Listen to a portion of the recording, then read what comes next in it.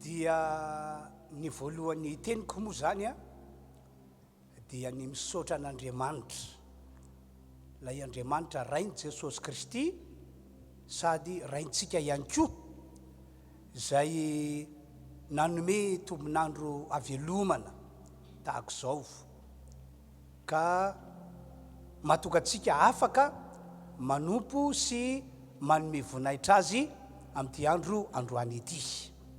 Fahasoavana lehibe ho antsika izany.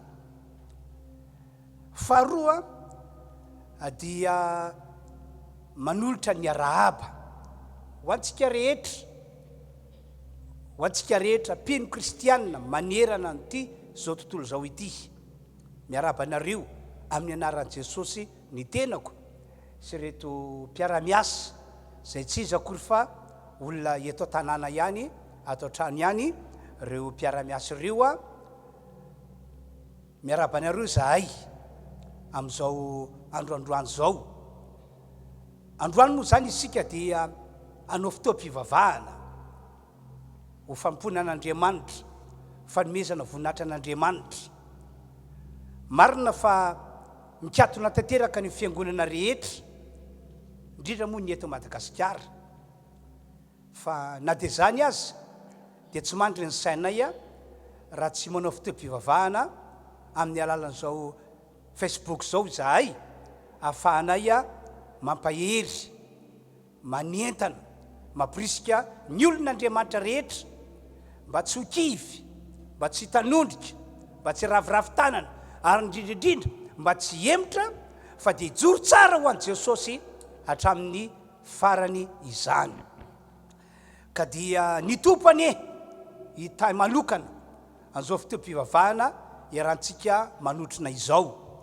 Ary ny tompo ihany koa hamangy anareo isam-batan'olona, isam-pianakaviana any an-tokantrano any, ka dia amin'ny alalan'izao fotoam-pivavahana iarahantsika manao zao dia handray ny zava-tsolonlanitra ianareo, handray fahasoavana tokoa ianareo. Ary manarak'izany dia manentana anareo ny tenako hoe rehefa mampahery ny olona ety izay ety dia mandehana arak'izany mihitsy ianareo. Manao vahiry mety hafatanana ianareo ny tokantrano any, ianareo mianakavy, ataovy daholo zany rehetrarehetra zany, ataovy amin'ny fo, ataovy tahaka ny hoe atao am-piangonana mihitsy ianao, zay le izy. Fa zany no hitahin'Andriamanitra antsika satria rehefa hitan'Andriamanitra tsika hoe tena manompo azy amin'ny fotsika manontolo dia tena hita io Andriamanitra io. Zay zany ny teniko voalohany, fa dia amin'izao fotoana zao andeontsika hiaraka hivavaka, hametraka ny fotoana androany mba ho tahin'Andriamanitra. Zao fotoam-pivavahana iarahantsika manao zao mba ho tahin'Andriamanitra, mba amin'ny alalan'izao no azahoantsika fahasoavana be mihitsy, ka ny voninahitra dia atolotra ho an'Andriamanitra irery ihany. Hivavakantsika. Ry Andriamanitra, rainay malala, rainay masina, rainay izay ny an-danitro, misaotra anao zahay, fanomenao fahavelomana tahaka izao, velonainy izahay ankehitriny. Ary ny fahavelomanay dia tsy apetrapetraka fotsiny amin'izao na hoentinay ho amin'ity zao tontolo zao ity, fa ny fahavelomanay dia entinay anomponanao Andriamanitra, entinay hiankofana eo anatrehanao ry Andriamanitra tsy toa. Ry la izy hatrizay ka ho mandrakizay sambatra izay fa efa nividinao tamin'ny rano Jesosy, ary anao ankehitriny ary anao mandrakizay. Amin'izao fotoana zao aza Andriamanitra dia mivavaka aminao zahay mba ho tahinao tokoa ty fotoam-pivavahana ataonay ity, ary tanterahanay amin'ny alalan'ny Facebook. Tahio Andriamanitra, ka na izahay mpitarika, na izahay any an-tokantrano any, dia ataovy matsapa ny fanatrehanao, matsapa ny herinao, matsapa ny asa lehibe sy magaga ataonao ry Andriamanitra io. Hainao ataony zavatra rehetra amin'ny anaran'i Jesosy no anaovana izany vavaka izany. Misaotra ry Andriamanitra io, misaotra ry Andriamanitra io, misaotra ry Andriamanitra io. Halleluja, halleluja, amen. Ka dia ho amintsika rehetra ny tanan'Andriamanitra amin'ity androany ity, amin'ny alala zao fotoam-pivavahana iarahantsika manatanteraka izao roso amin'ny fiderana tompo isika ka dia aoka andray anjara ho amin'izany ianareo ary ataovy amin'ny fo manontolo mihitsy le fiderana any atokantrano any ka dia hira anankitelo mifanisa avy hatrany no iarahantsika manao ho fanomponan'Andriamanitra ho fiderana azy mahery iza daholo tompoko hiteran'ny tompontsika amin'izao fotoan'izao dia araka ny teny mpanompon'Andriamanitra teo hoe mandraisa anjara tsy mijery fotsiny na dia any atokantrano aza fa ndao tena handray anjara isika rehetra hiaraka hiteran'Andriamanitra na dia atao zao hoe tsy misy ny fivoriam-bavaka ao atokantranonao ianao asandrato Jesosy fa aneo ny vonany eo amin'ny fiainanao izy androany andao ary tsika hiteran'i Jesosy amin'izao fotoan'izao.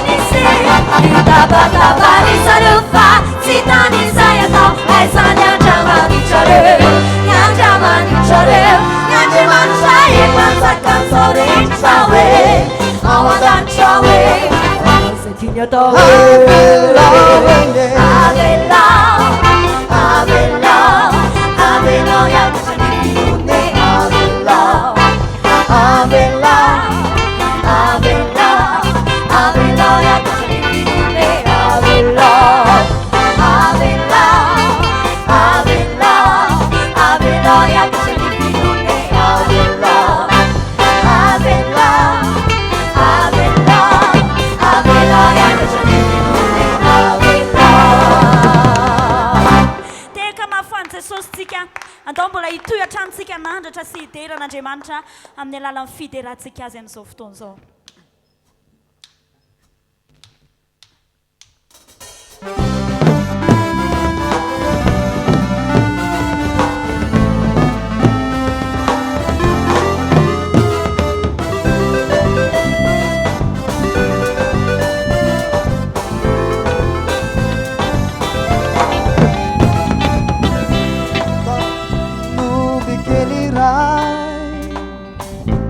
Tanatiali namangi Tunga nyanju ni famunzenandai Sitaka chini sai Fumba ni avi Zonto tuli zonde milanzo pawe Sisi tuni nyanzo tao Wewa mini zai sisi asale Manolana yana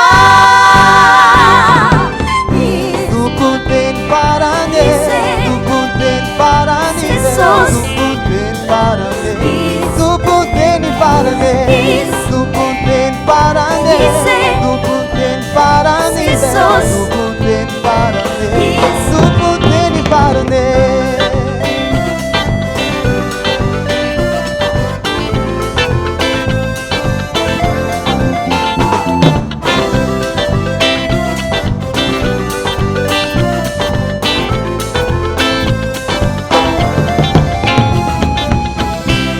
Mano di dinade milas amis Vita journey mo banal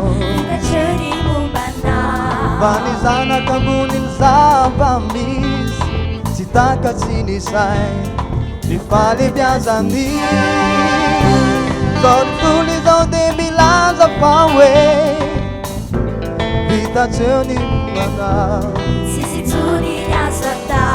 Meu amini zai sisi asale Manolana yana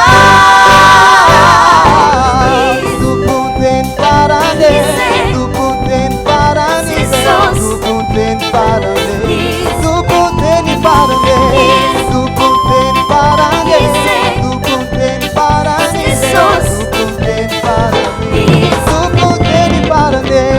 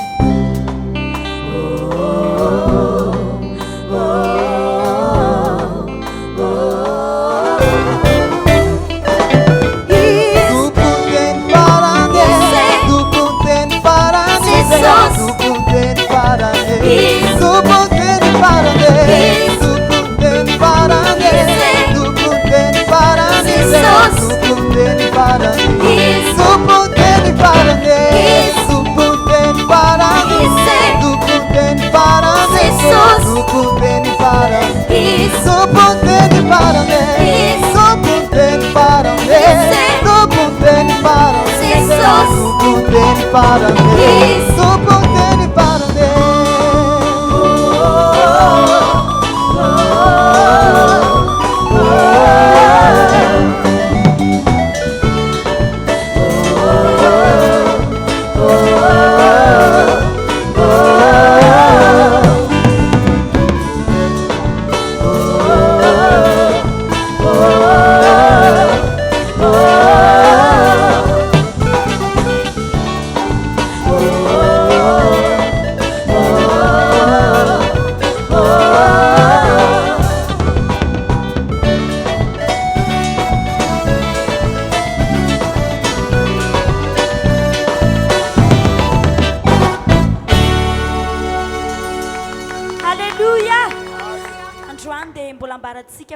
Mpamonjy atsika dia tsy iza fa Jesosy irery ihany. Na manompo masotsika amin'ny tendrombohitsika, na manompo masotsika amin'ny olontsika, na manompo masotsika izytsika, ny atsika mifantatsika dia Jesosy irery ihany. Andao aro asandratsika izy amin'ny alalan'izany izy.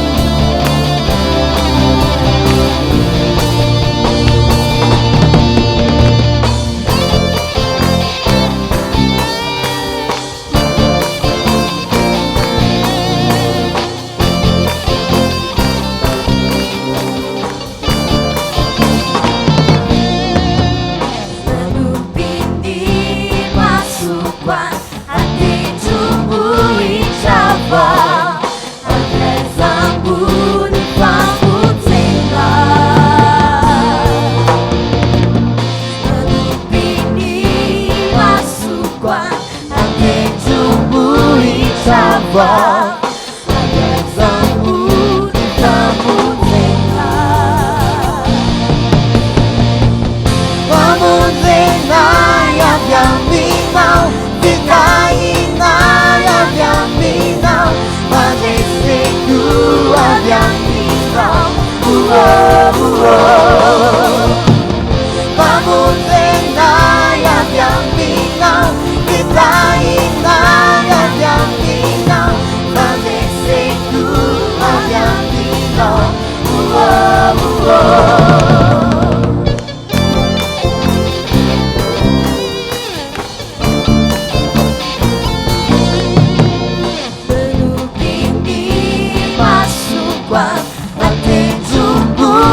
Chava, agezamu nipakutenga manupini masukwa atitumbuichava agezamu nipakutenga Vamuzena ya vyamina Vitaina ya vyamina Majeseku ya vyamina Vamuzena ya vyamina Vitaina ya vyamina Majeseku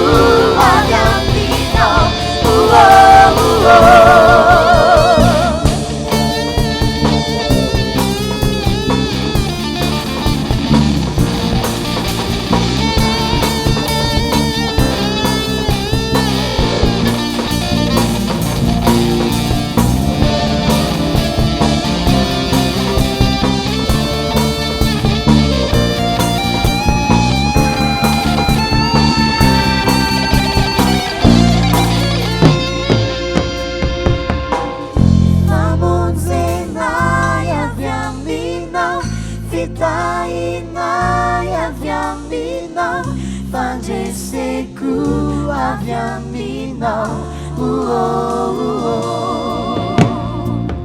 Vamuzena ya vyamina Vitaina ya vyamina Majeseku ya vyamina Vamuzena ya vyamina Vitaina ya vyamina Majeseku ya vyamina Vamuzena ya vyamina Vitaina ya vyamina Majeseku ya vyamina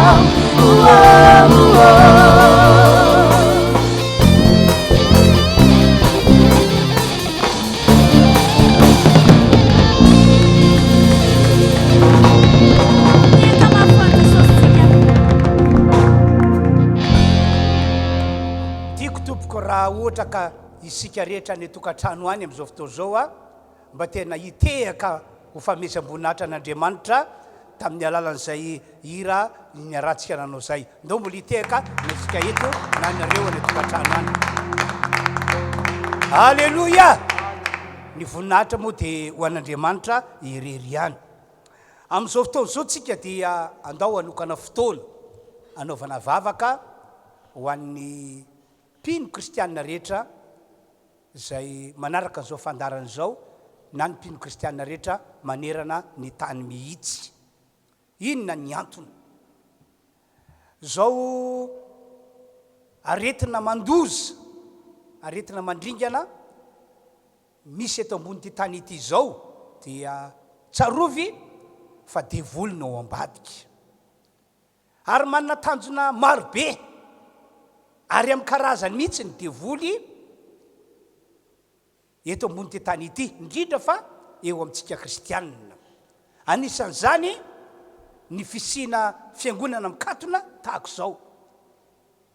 falangeny devolony amin'izao fiangonana mikatony zao hoe falangeny devoly satria tsy afaka mamonjy fiarah-miangona ny mpino kristianina nefa ny fampianaran'ny baiboly de mazava hoe ho fanomana tenatsika ho fanomanana ny fanatsika ho any amin'ilay mandrakizay ho any amin'ilay fitsenanany jesosy dia ny famonjena fiarah-miangona boky ny Hébreo no milaza izany aza mafony fiarah-miangona tahaka ny fanao sasany zay ny voalaza amin'ny Hébreo 10:5 fa aoka ifananatra aoka ifanitsy aoka ifanetana ifampirisika mba azoto amonjy fiarah-miangontsika kanefa indrisy kiatona fiangonana tsy afaka manatanteraka ny fiarah-miangontsika faly ny devoly amin'izany ary fatany tsara fa misy akony ratsy eo amin'ny fanomanana ny diantsika hitsenan Jesosy ho any amin'ilay mandrakizay zany dia zay mahatonga manetana amin'ity androandroany ity hoe andao tsika rehetra ivavaka ianao ivavaka ho an'ny tenanao ianao ivavaka ho an'ny hafa ivavaka ho an'ny fiangonana mba amindra fo Andriamanitra ka tsy hisy mpino na kristianina na dia anankiray azy iemotra sy verin-dalana na dia tsy afaka mamonjy fiarah-miangona azy ivavaka ihany koa sika ho an'ny tena ho antsika ho an'ny mpino namatsika mba tsisy andairan'izao aretina maligana izao na dia anankiray azy ary raha ohatra ka efa misy marary any dia androany amin'ny alalan'izao vavaka iarahantsika manao zao dia ho sitrana amin'ny aretina mahazo azy izy zay zany ny vavaka iarahantsika manao mba ho tanteraka ihany koa lay Salamo 91 mba ho tanteraka fa ho tanteraka amin'izay mino io Salamo 91 io joro vavolombelona aminareo tamin'ny herinandro iny dia androany moa so fa andro voalohany androany andro voalohany amin'ny herinandro zay mahatonga amin'ny teny hoe tamin'ny herinandro iny dia nisy olona niantso any telefônina fa narary tratra ny Covid-19 izy ka izy io zany efa elaela no narary misy diabeta izy dia lasa osa teo am-pandriana reraka dia tratra ny aretina Covid-19 izy tena feny mihitsy fepetra hoe tratra ny aretina izy dia voamay ny agravy ny situation ny tenany zany lasa sepotra be izy dia niantso any telefônina izy olona tsy vavaka atao amin'ny fiangonana misy anay akory fa mpiaino toritena ataoko amin'ny radio izy dia niantso any telefônina izy pastera zao ny zavatra manjoa zao ny zavatra manjoa zao ny zavatra manjoa dia nampahery azy satria za mino fa sitrak'Andriamanitra sitrapon'Andriamanitra manasitrana ny olona marary ho an'izay mino azy ho an'izay manatona azy ho an'izay resy lahatra ny aminy dia avy nampahery ahy dia nivavaka ho azy dia nisan'ny teneko taminy dia hoe vakio intelo isan'andro ny Salamo 150 io no fanafody manasitrana atsika io ihany koa ny vaksiny miaro atsika vakio intelo isan'andro dia nataony tokoa zany akory riavana malala ny zava-magaga fa nisitranan'Andriamanitra izy nandefa mesazy izy aloha mitantara fanasitranana nomen'Andriamanitra azy avy eo niantso any telefôna izy pastera amin'izao zako miantso anao zao dia efa tsy sepotra intsony tena zava-magaga ke zany ary efa mandehandeha ty tokotany zao mandehandeha manazara tena fa efa tena eny koa hoe salama be mihitsy ny vatako ka zay mahatonga hoe andeontsika ivavaka dia raiso hatrany hatrany Salamo 150 ho fanafody fanasitranana antsika raha marary ary ho vaksiny fiarovana antsika ihany koa manoloana fisinyny valana retina andao anao hira anankiray sika aorina zay iry zay dia hiaraka ivavaka daholo isika rehetra tompoko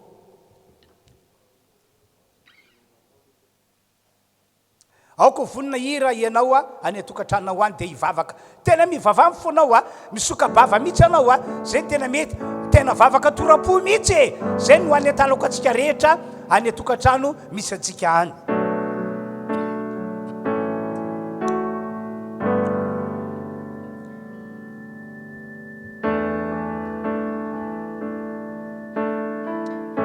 akopi masinao raha ohatra ka hainao le hira aoko hifantoka tsara ianao.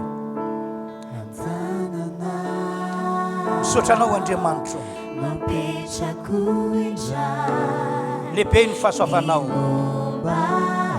sambatra izahay manana anao Jesosy Kristy ho tomporay ho mpamonjy anay ary ho lalana ahafahan'Andriamanitra mamela ny elokay mamela ny fahadisionay ary mamonjy anay tokoa manoloana zao atakina devoly zao. Halleluja.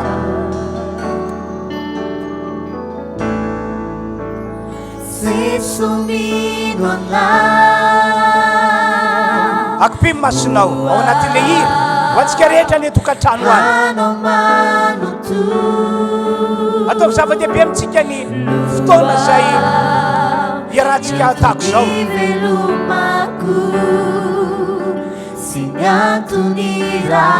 Sotranao Andriamanitra lehibe ny fahasoavanao lehibe ny fahasoavanao.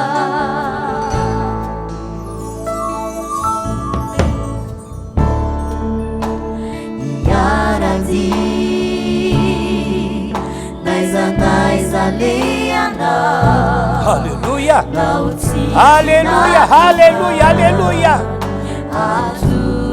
Sotranao Andriamanitra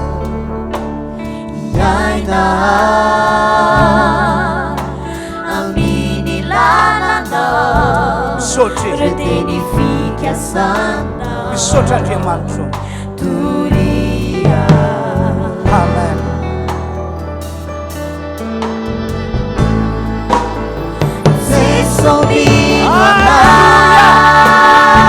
Sotranao zahay ny Andriamanitra io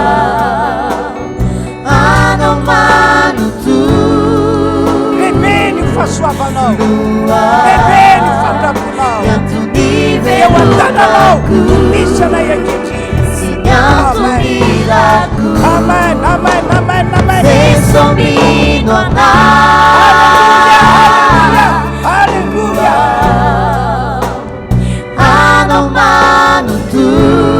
Sotranao Andriamanitra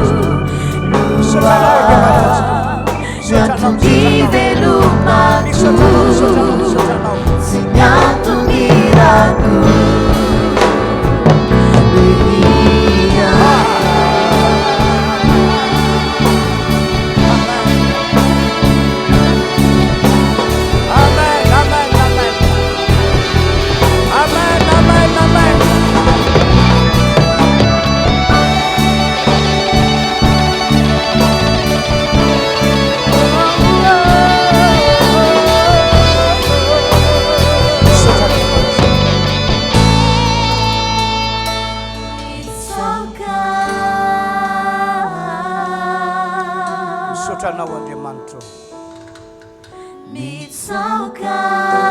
fahasoavana lehibe ho anay ty fotoana androany ity manapaka ny fiainana kristianina rehetra maneran-tany ianao tinolona manokana amin'izany ny kristianina malagasy. Halleluja.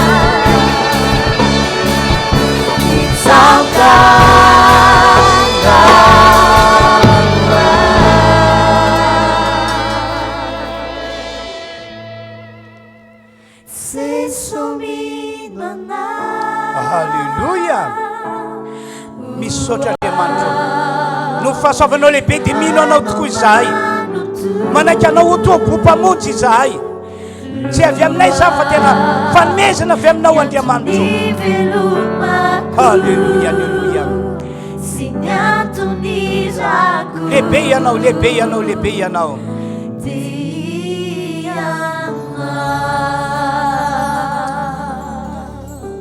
Misaotra Tompo. Andao hivavaka isika rehetra, isika rehetra ny tokantrano, ho antsika eto anoloana miaraka amiko eto. Andao hivavaka dahotsika rehetra, hifona ho an'ny kristianina rehetra manerana Madagasikara, manerana ty zao tontolo zao ity. Anao fifonantsika ka na dia eo azy ny ataka ataon'ny diavoly amin'ny alalan'ny aretina, entina mamelo ny kristianina toy ny fanakatona fiangonana akoatra ny aretina, dia amindra fo amintsika Andriamanitra, amela ny helokontsika Andriamanitra, amody antsika Andriamanitra ka tonga mandamoka ny tetika ny diavoly rehetra, tonga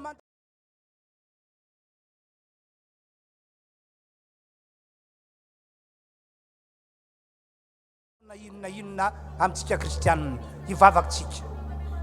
Andriamanitra, ry Tompo Andriamanitra tsy to ndreto izahay miaraka vavaka amin'izao fotoana izao, miray saina manao pratika an'ilay teny nataon'i Jesosy hoe raha misy roa na telo mifanaiky aty ambony tany angataka zavatra amin'ny anarako dia ho ataoko izany.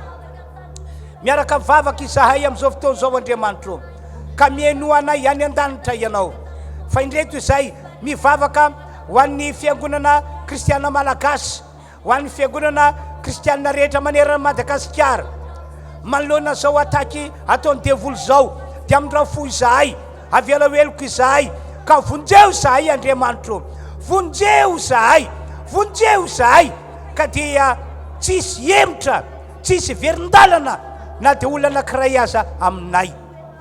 Raha misy efa niemotra sy verindalana dia ianao Andriamanitra no mamangy azy, ka hiverina aminao ndray izy, hitodika aminao ndray izy, satria mino aho fandroany dia aneo famindrapo sy fahasoavana lehibe amin'izao fiangonana izao ianao Andriamanitra.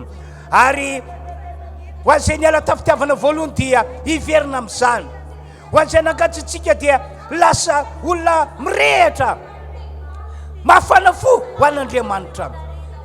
Lay izy hatrizay ka ho mandrakizay eo miantso anao zahay ankehitriny mamindra fo amin'izao fiangonana izao ianao, ka vonjeo ny fiangonanao malohana fisin'ny aretina, sitrana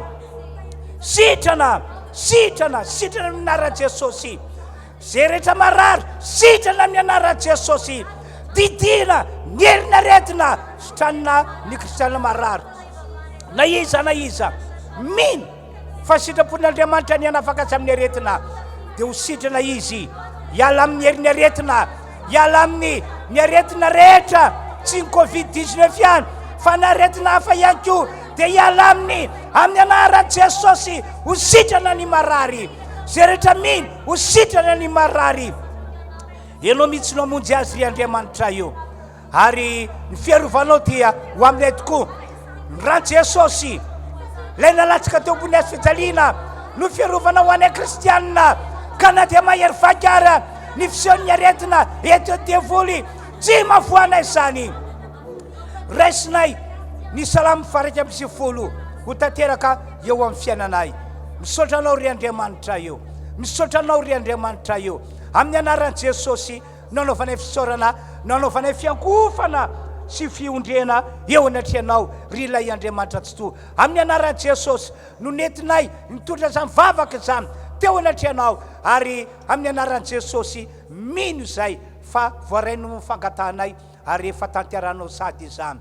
Misaotra Andriamanitra, misaotra sy makasitraka anao zahay. Misaotra Tompo. Halleluja, amen. Mino isika fa ny Andriamanitsika dia Andriamanitra mamonjy, mihaino vavaka, mamaly vavaka, tsy diso ny teny ao anatin'ny Baiboly. Marina zato isan-jato ny voalazan'Andriamanitra.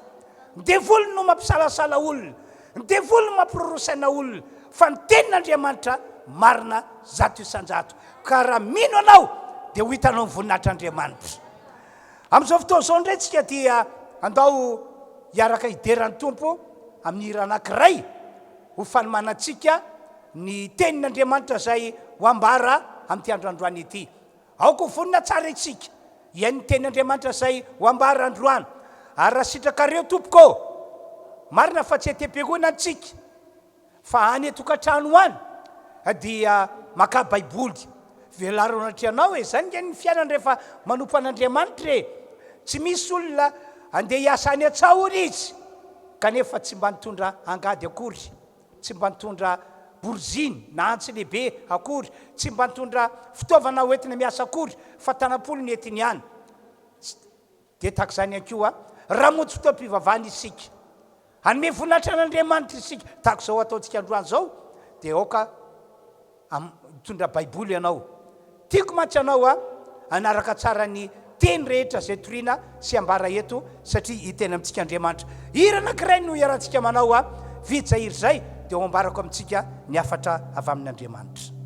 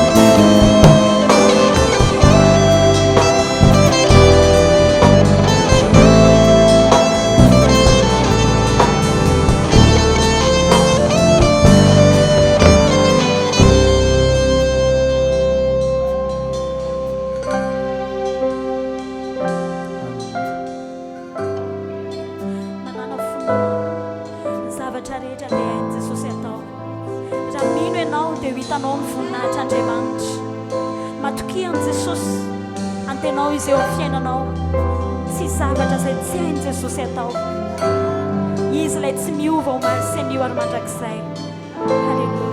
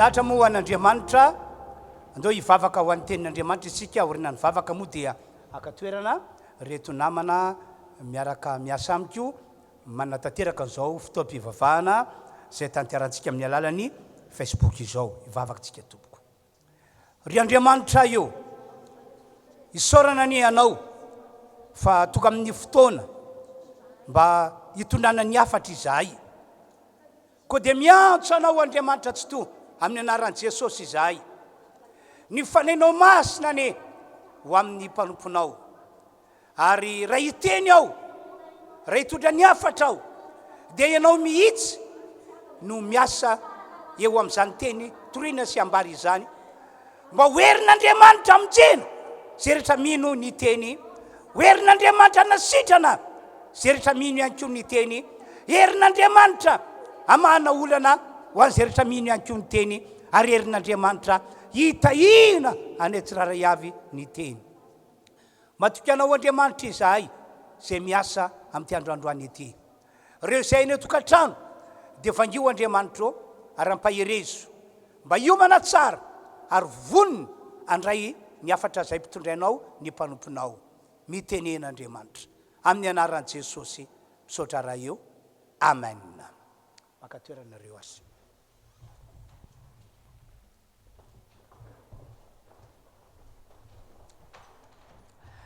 amaky baiboly isika arak'izay voalaza ato amin'ny Korintianina voalohany toko 10 dia vakitsika ny andininy voalohany ka hatramin'ny andininy fahenina Korintianina voalohany toko 10 no vakina mandraisa baiboly mba tiako ianareo anaraka tsara ny voasoratra anatin'ny baiboly arak'izay vakiko izany tompoko toy izao ny voasoratra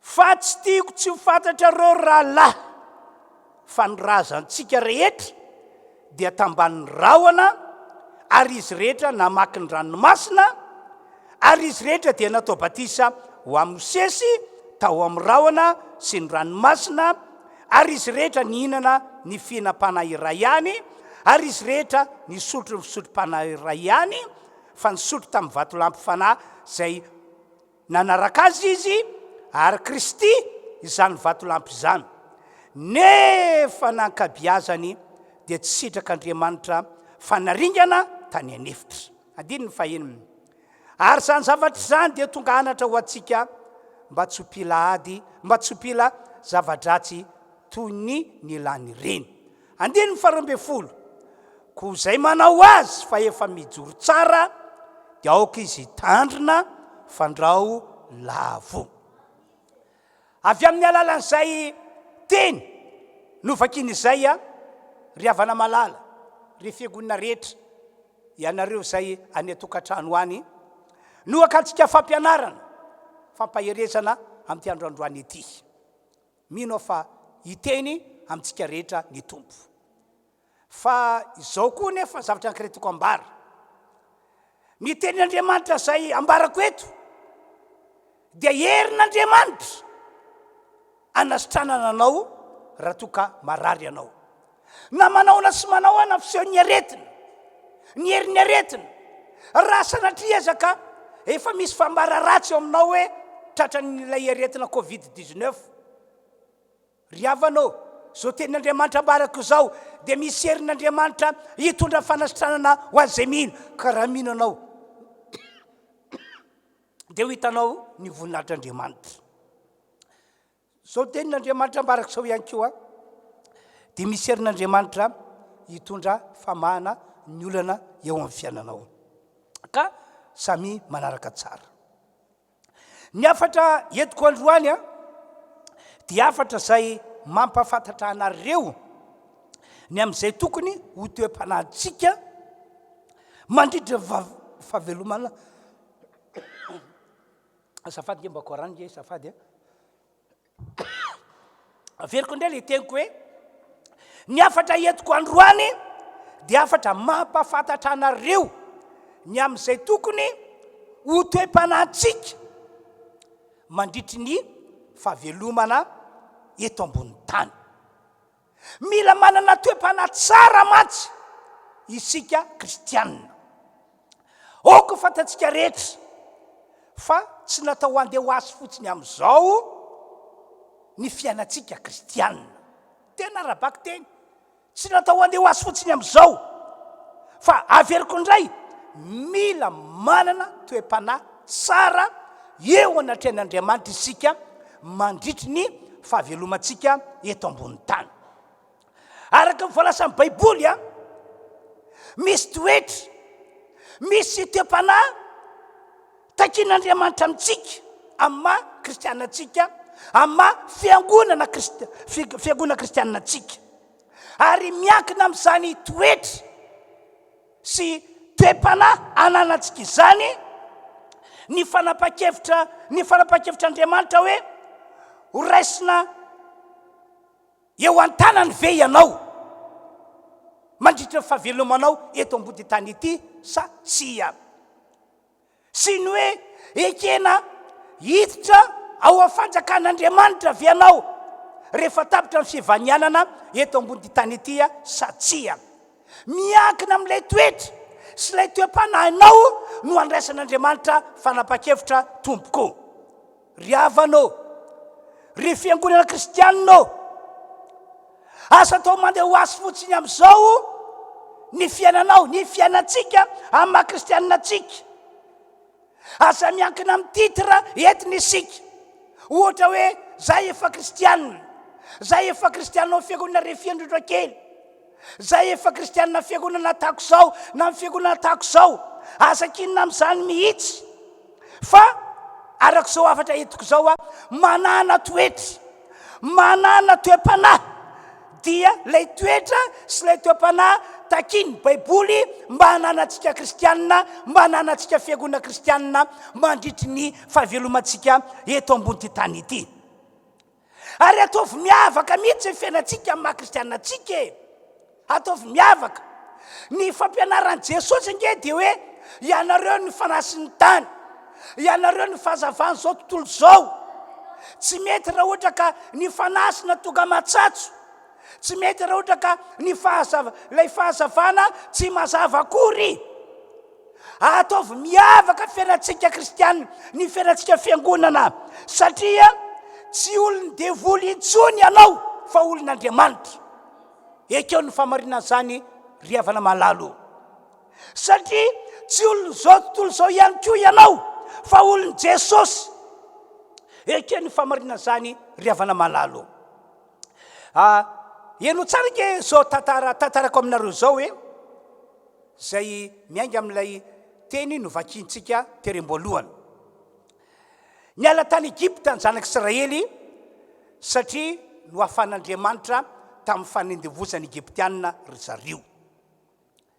Dia ny tanjon'Andriamanitra rehefa nesorina tao Egypta ny zanak'Israely dia hoentina any amin'ilay tany tondra drosy tantely, tany kananita, tany jebosita, tany girikasita, tany netita, tany nevita, io tany io. Ny tanjon'Andriamanitra dia hoe ho tonga soma tsara any ny zanak'Israely ray manontolo, tsy misy na dia anankiray aza avana amin'izany. Ry havana malala ao anaty fonoteny kely tiako abara amintsika, io Andriamanitra tsy to ilay naharilanitra sy ny tany io, ilay antsontsika hoe Rain'i Jesosy Kristy, raha naniraka ny zanan'ilay tokana hoe ty ambony tany izy, dia manana tanjona ny amonjena ny fanahintsika, mba hatonga atsika tsy ho very fanana ny fiainana mandrakizay. Ary zay ny tena tanjona voalohany sady lehibe indrindra amin'Andriamanitra. Zay mahatonga amin'ny Baiboly miteny hoe fa toy izao no nitiavan'Andriamanitra zao tontolo izao, nomeny ny zanan'ilay tokana mba tsy ho very zay rehetra mino azy fanana fiainana mandrakizay. Fa ny tanjona anankiray ihany koa dia ity, mandritra ny fahavelomana eto ambony tany ity dia hositranina ny marary amin'ny tenatsika, ho vahana ny olana misy ao fiainatsika, ary ho tahina arabaky teny isika, tena ho tahina arabaky teny mihitsy. Dia misaotra ny Jese zay le tanjon'Andriamanitra. Dia averiko indray moa ny tantaran'ny zanak'Israely teo, araka voalasan'ny Baiboly, rehefa niala tao Egypta ny zanak'Israely dia Andriamanitra tsy to mihitsy no nitondra azy ireo tamin'ny alala Mosesy. Andriamanitra tsy to no nitondra azy ireo tamin'ny alalan'ny Mosesy, ary tsy nisaraka tamin'izy ireo mihitsy Andriamanitra na tamin'ny andro na tamin'ny alina. Amin'ny atoandro niaraka tamin'izy ireo sady nitondra azy ireo tamin'ny alalan'ny andry afo ny tompoandriamanitra tsy to, amin'ny andry rahona safady.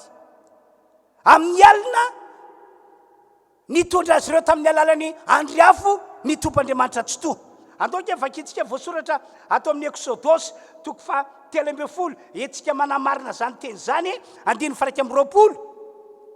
Ary Jehova nandeha teo anoloany tamin'ny andro rahona raha atoandro hitaridalana azy, ary tamin'ny andry afo no ny alina ho fahazavana ho azy, andehanany andro aman'alina.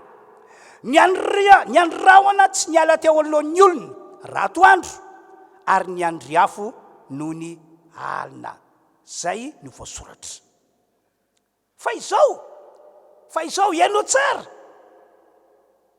na dia zany ary ny zava-nisy hoe niaraka tamin'Andriamanitra ry zareo, Andriamanitra nitondra azy ireo ho any amin'ny tanjony lehibe, hoe ho any amin'ilay tany be fahasoavana. Dia ho ny Baiboly manao hoe tsy nakasitran'Andriamanitra ny toetra sy ny toepanahy nananany maro, ka natokan'Andriamanitra nandray fanapa-kevitra hevitra fa ireo izay ratsy toetra, ratsy toepanahy, tena mpandehanana dia voatery naringana. Tsy mendrika ny ho ampidirina ao amin'ilay tany tondra-dronono sy tantely. Andoka vetrika ilay teny novakinao amin'ilay Korintiana 2:10 hoe manomboka amin'ny 1:1, fa tsy tiako tsy fantatra ireo rahalahy fa ny razantsika rehetra dia tambany rahona, ary izy rehetra namaky ny ranomasina. Zany hoe tsy nisy navahana fa izy rehetra, izy jiaby dia tambany rahona, izy rehetra, izy jiaby namaky ny ranomasina. 2:2, ary izy rehetra dia natao batisa ho amin'ny Mosesy tao amin'ny rahona sy ny ranomasina. Izy rehetra tsy misy navahana, samy natao batisa ho amin'ny Mosesy daholo. Mosesy samy natao batisa tao amin'ny rahona sy ny batisa ny ranomasina. 3:7, ary izy rehetra nihinana fihinam-panahy iray ihany, nitovy ny sakafo-panahy no hanin'izy ireo. Tsy nisy hoe safady tompoko,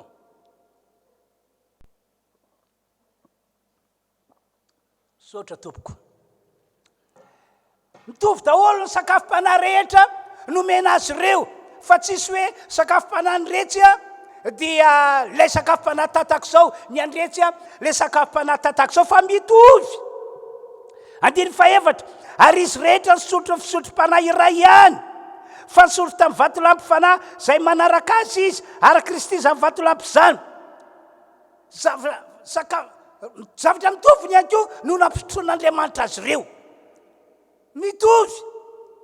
Fa inona voalaza baiboly andiny fadimy nefa ny ankabiazany tsy sidrak'Andriamanitra fa naringana tany anefitra. Nefa ny ankabiazany hoy ny tenin'Andriamanitra tsy sidrak'Andriamanitra ny toetrany tsy sidrak'Andriamanitra ny toe-panahiny ka naringana tany anefitra. Noho izany mampitandrina antsika fiangonana kristianina rehetra malagasy maneran-tany ny tenin'Andriamanitra amin'ity androandroany ity mba tsy hianana toetra mba tsy hianana toe-panahy tahak'izay nananany reo mpino tamin'izany andro zany a isika mba tsy hianana toetra tsy hianana toe-panahy tahaka ny nananan'ireo zanak'Israely isika. Satria tsy mety amin'Andriamanitra manana toetra sy toe-panahy ratsy tahaka izany. Sidrak'Andriamanitra ke ry havana malalany nanafaka azy ireo tany Egipte ary ny vavan'Andriamanitra ke no niteny fa hoentiko andova ny tany todradroa sy tantely izy ireo e. Fa dia naninona no nandray fanapa-kevitra teny an-dalan'Andriamanitra hoe hoaringako. Ianao ve mieritreritra fa nivadika Andriamanitra? Tsy nivadika Andriamanitra fa le toetra le toe-panahy nananan'izy ireo no tsy mety amin'Andriamanitra. No tena tsy mety amin'Andriamanitra arabaky teny ka tsy maintsy nandraisan'Andriamanitra décision hoe hoaringana hoatsahatra tsy mahazo miditra makany amin'ilay tany todradronono sy tantely. Dia ahoana no voasotro amin'ny andiny fahenina hoy izy amintsika kristianina ankehitriny ary zany zavatra zany dia tonga anatra ho antsika mba tsy hompela zava-dratsy isika toy ny ilany ireny. Nosoratana izany ry havana malala mba ho fananarana antsika kristianina ankehitriny. Marina fa efa novonjen'Andriamanitra ianao tamin'ny alalan'ny finoanan'i Jesosy. Efa nanomboka nandroso ny dianao hitododo ho any amin'ilay fitsenanan'i Jesosy ho any amin'ilay fiainana mandrakizay. Fa raha sanatria amin'izao tsika mandroso makany amin'ny fitsenanan'i Jesosy makany amin'ilay fiainana mandrakizay izao no hitan'Andriamanitra fa misy toetra misy toe-panahy ratsy toetra sy toe-panahy tsy fanaraka amin'ny sitrapon'Andriamanitra tiako milaza aminao fa tsy mahazo bravo amin'izany ianao tsy mahazo sitraka amin'Andriamanitra amin'izany ianao ary soratiny ho tantara io ho fananarana hoe mitandrema ihany koa a mitandrema. Ny fanontaniana mipetraka angambany dia zao hoe ahoana tokoa moa no amantarantsika fa ratsy ny toetra na ratsy ny toe-panahy anananao na ananatsika amin'izao taonjato farika amby roapolo taona 2013 izao. Ahoana no amantarana? Ny amantarana azy ve tianao fantatra le fiainanao le zavatra ataonao zay ny amantarana azy hoe mifanaraka amin'izay voalaza ny baiboly ve mifanaraka amin'izay takian'Andriamanitra ve io tsy mila ololetsy na ololeroa ananatra nitsy hoe ianao raha nabavy a ianao raha lahy ianao raha nada ianao raha vavy a tsy mety ataonao ty aza miandro olona hiteny an'izany ianao fa ianao ihany dia afaka mantatra hoe tsy mety ny toetrako tsy mety ny toe-panahiko. Voalohany ataontsika ohatra sady etsika mandray fananarana zava-nisy tamin'ireo mpino kristianina tao Korinto zay zany no jerentsika zava-nisy tamin'ireo mpino kristianina tao Korinto vakiko aminareo ny tenin'Andriamanitra rehefa aveo mpino kristianina izy ireo zareo korintianina zany a fa saingy tsy niova mihitsy ny fiainan'izy ireo fa ny janona ho zaza ara-pana foana ny fiangonana kristianina tao Korinto. Nandeha araka ny ovo foana ry zareo tamin'izany. Lay toetra ny olona zao tontolo zao, lay toetra ananan'ny olona zay mbola any ivela valan'i Jesosy, dia mbola zany foana ny toetran'izy ireo, dia ireo mpino kristianina tao Korinto. Le titra entiny dia milaza hoe kristianina izy, olon Jesosy izy, fa saingy izay nambarako izay zavatra nisy sy ny zavatra niseho teo amin'ny fiainan'izy ireo. Mbola nijanona ho zaza ara-pana foana ry zareo, ary mbola nandeha araky ny nofo foana ry zareo. Tsy vitsaka ny mpino kristianina amin'izao taonjato faha 120 taona 2017 zao no tataka izany mihitsy ny toetrany, tataka izany mihitsy ny toe-panany. Ohatrany hoe atsa sy voninahitra azy fotsiny maha-kristianina azy hoe zay kristianina ohatra ao amin'ny fiangonana Refiandrora kely, zay kristianina ohatra ao amin'ny fiangonana Riananina, zay kristianina ohatra amin'ny fiangonana Riananina, ranona ny pasteranay, ranona ny mpitarika anay.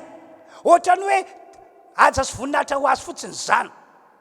Fa le toetrany, le toe-panany dia mibaribary tahaka vahenkandrina hoe mijanona ho zaza ara-pana foana ary mijanona ho araky ny nofoana. Andao ke vakitsika ny voalaza ato amin'ny Korintianina 2:7 mikasika ny fiangonana tao Korinto, vakina manomboka amin'ny andininy 1 le teny ka hatramin'ny andininy 7. Toy izao ny voasoratra: ary zao rahalahy, tsy nahazo ny teny taminareo tahaka ny amin'izay araka ny fanahy, fa tahaka ny amin'izay mbola nofo, dia tahaka izay mbola zaza ihany ao amin'ny Kristy. Ronono no omeko anareo fa tsy vetikanina, satria tsy mbola natanjaka ianareo, eny mbola tsy matanjaka malaka ankehitriny aza, fa mbola araka ny nofo ihany ianareo. Zay ny voalaza. Dia zo ihany koa ny toany: fa raha misy fialonana sy fifandirana aminareo, tsy araka ny nofo fa ianareo ka mandeha araka fanaon'ny olona. Mazava be ny voasoratra mikasika ny amin'ny toetra sy toe-panahy nanana fiangonana tao Korinto. Sy antonany amin'izany toetra sy toe-panahy nanana an'izany zao ity ambarako ity. Io 7 io, ny fampialina sy ny fanditra foana ny mpino kristianina tao Korinto. Hainao hoe ny fampialina sy ny fanditra foana any amin'ny olona zao tontolo zao, any amin'ny olona mbola jety lesa fiainana, ivela ny valan'i Jesosy ny tokony isa zany hoe olona fampialina, olona mifanditra, fa tsy ao amin'ny trano, tsy ao amin'ny fiangonan'Andriamanitra, tsy ao amin'ny fiangonana kristianina. Tsy nisy filaminana mihitsy ny tao am-piangonana fa ady lava, ny fanenjika lava, ny fanipaka lava.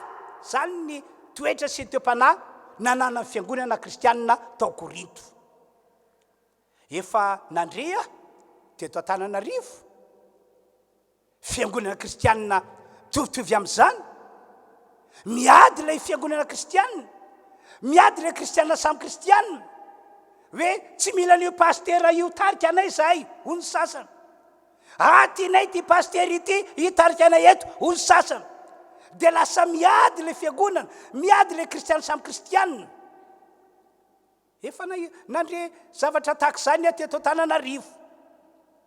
Tany Ampitan-Dranomasina keo efa nandre nisy pastera avy any Ampitan-Dranomasina niona taminay, niresaka taminay, dia nitantara hoe rehefa vory zareo dia misy fotoana tena famokina totondro mihitsy. Ry havana malalo, zany zavatra iainan'ny olona, zany zavatra mitranga eo amin'ny fiainan'ny olona be dia be. Tonga dia mazava ho azy fa ny olona tahaka izany dia olona mbola zaza ara-panahy, na olona mbola araky ny nofo. Na ianao ary nge zay miaina ny fiaina tahaka izany dia efa afaka tsara hoe marina zany, tena mbola zaza aho ka zany ny fiainako, tena mbola ho araky ny nofo aho ka zany ny fiainako, zany ny fiainanay. Santonana zay nambarako mikasika ny zava-nisy tao amin'ny fiangonana tao Korinto. Ho ihany koa Paoly apôstôly eo amin'ny Korintianina voalohany toko fahatelo io ka ny andininy faefatra sy ny fafito hoy izy fa raha hoy ny anankiray izao amin'ny Paoly ary ny anankiray kosa izao any Apôlôsy moa tsy olona ihany va ianareo koa inona moa Apôlôsy ary inona moa Paoly mpanompo izay na mahatonga anareo mpino reo dia samy miaraka ny nomeny tompo azy avy izao no namboly Apôlôsy nandehany fa Andriamanitra no mampitombo ka dia tsinotsinona izay mamboly na izay mandehana fa Andriamanitra izay mampitombo no izy zany hoe raha naranao tsara inkolo ilay teny vakiko teo a dia tsy mba nanorona ny finoany sy ny fanantenany tao amin'i Jesosy lay maty teo ambony azy fijaliana lay nandatsaka ny rano teo ambony azy fijaliana ny mpino kristianina tao Korinto fa ny finoany sy ny fanantenany dia naorina taman'olona naorina tamina mpanompon'Andriamanitra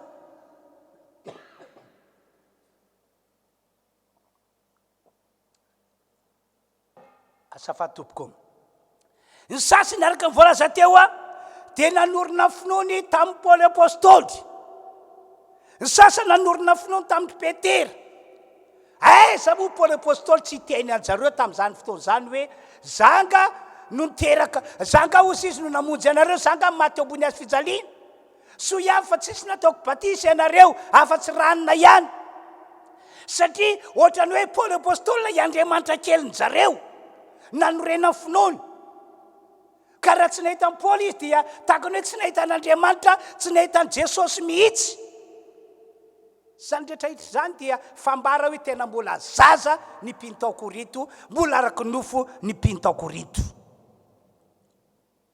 ry havana malala soratan'izany mba ho fananarana antsika kristianina ankehitriny amin'izao taonjato faraika amby roapolo taona arivo fahatelo zao ary tsy resany intsony ihany koa ny fijangajakana nisy tao Korinto fa tena nisy fijangajakana tena matsiravina tena mampalahelo hoe ataoko fa Andriamanitra ny an-danitra dia miondrika tena mahalahelo nahita ny toetra sy ny teom-panahy nananany fiangonana kristianina tao Korinto Korintianina voalohany toko fadimy no vakintsika amin'ny anaran'i Jesosy eno tsara nge efa re marina fa misy fijangajangana ty aminareo eny dia fijangajangana zay tsy misy tahaka azy na dia any amin'ny jentilisa azy fa misy anankiray manambady ny vadiny rainy tena vakivava Paoly a fa na dia ny jentilisa ary ohatrany hoe tsy dia andrenesana fisehoan-javatra tahaka izany fa atao fiangonana kristianina no misy fisehoan-javatra tahaka izany hoe manambady ny vadiny rainy izy zava-doza nge zany ry havany zavatra tena ratsy nge zany zany ny apahany ny amin'ireo toetra sy toe-panahy nanana ny fiangonana atao kristianina ny soratany zany tsy fanalana baraka ny korintianina akory fa ho fampahafantarana antsika hoe zany ny fiainan'ny olona maro ankehitriny ka ianareo izay kristianina amin'izao vaninandro zao dia mila mitandrina tsara mba tsy hanana toetra mba tsy hanana toe-panahy tahaka izany mihitsy raha ohatra ka tiatsika ny ananatoka hoe ho raisin'Andriamanitra tanana ny fiainantsika ary indrindraindrindra raha tiatsika ny ananatoka ny hoe ho toka somatsara hitsenan'i Jesosy sy ho any amin'ilay fanjakan'Andriamanitra isika faharoa indray zava-nisy tao Efesosy izay indray no jerentsika mba hafantarantsika ny tokony ataontsika zava-nisy tao Efesosy mpino kristianina ihany koa ry zareo tao fa saingy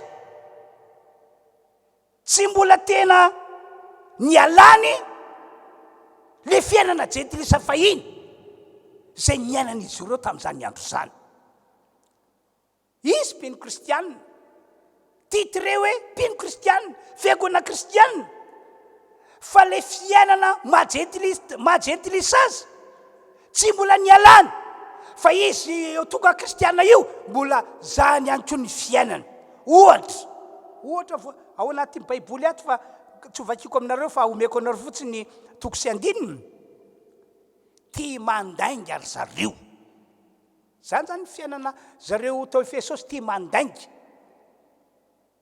vao misokatra mivava dia mandainga misy zavatra tiany atongavana dia mandainga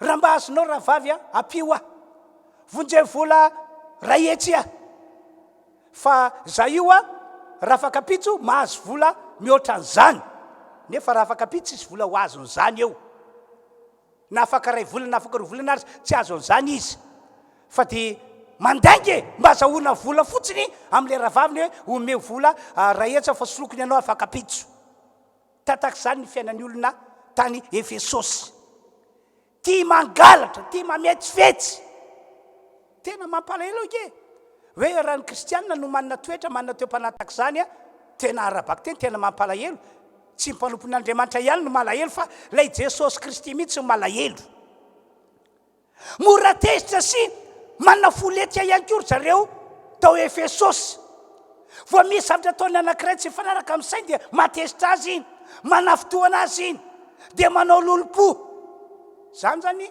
nitoetra sy ny toepanan'ny olona tao Efesosy mora tezitra mora tafitohina za vao misy zavatra tsy fanaraka amin'ny saina maneritreeriny dia tezitra izy ary na dia miteny ary ny mpanompon'Andriamanitra mampianatra mpanompon'Andriamanitra vao tsy fanaraka amin'ny saina maneritreeriny dia matezitra azy raha karazan'le olona mba hoe mpanohana asin'Andriamanitra izy mpanohana pastera mpame ataoko hoe solon-tsakafo raha vao tsy mahafaly azy ny tena ataon'le pastera dia fa za tsy ame sakafo an'iny za tsy ame fanrisan-jara an'iny za tsy hanohana an'iny avelo akao iny am'izao confinement zao avelo akao tsy hinana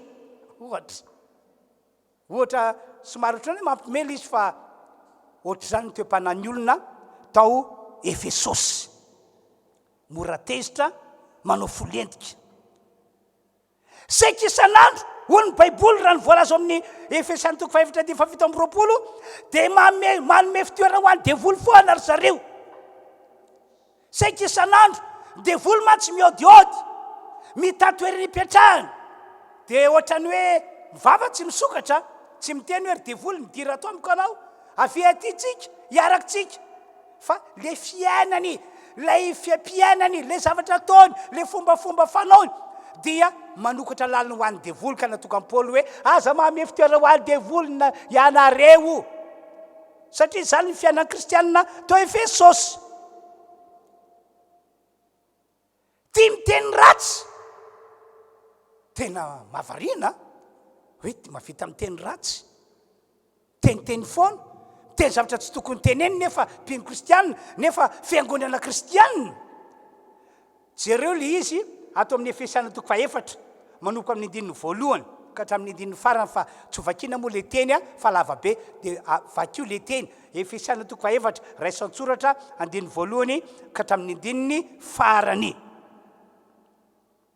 ry havano tsy tokony ho tak'izany mihitsy ny fiainana kristianina tsy tokony tak'izany mihitsy ny fiainana fiangonana kristianina zay manomatena hitsena Jesosy eny amin'ny raony lanitra sy manomatena ho any amin'ilay fanjakan'Andriamanitra tsy tokony ho tak'izany ihany koa ny fiainana kristianina zay miandry ny fahasoavan'Andriamanitra mandritra ny fahavelomany eto ambony tany ety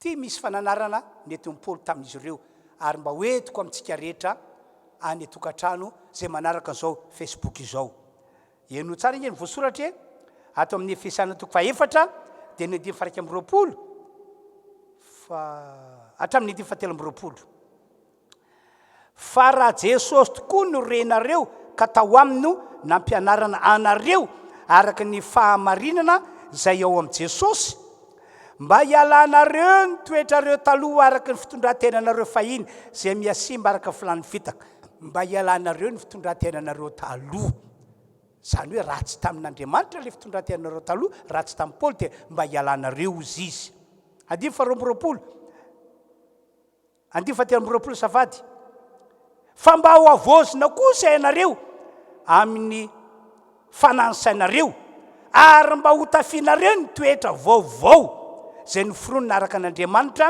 amin'ny fahitsiana sy ny fahamasinana momba ny fahamarinana zany hoe ny olona io rehefa tonga ao amin'i Jesosy tonga ao amin'ilay valan'i Jesosy voalaza hoe an'Andriamanitra le olona dia miaraka mivava miteny dia misy toetra vaovao le toetra mahajentilisa le toetra mahaolo zao tontolo zao dia najanona tanteraka tahaka ny hoe le fitafianao teo aloha zay avy any amin'ny badibadika any hoe maloto rehetra ny sorona de omena fitafiana vaovao ianao de tak izany mihitsy hoe rehefa toko amin'i Jesosy ianao de omena fitafiana vaovao de iny zany no tokony ho hitan'ny olona rehetra manomboka hatreo hoe tonga olona vaovao ianao. Zany no antony toko amin'ny Paoly ny teny amin'ny Korintiana 2:5-7 manao hoe koa raha misy olona ao amin'ny Kristy dia olom-baovao izy, efa lasa ny zavatra teo aloha,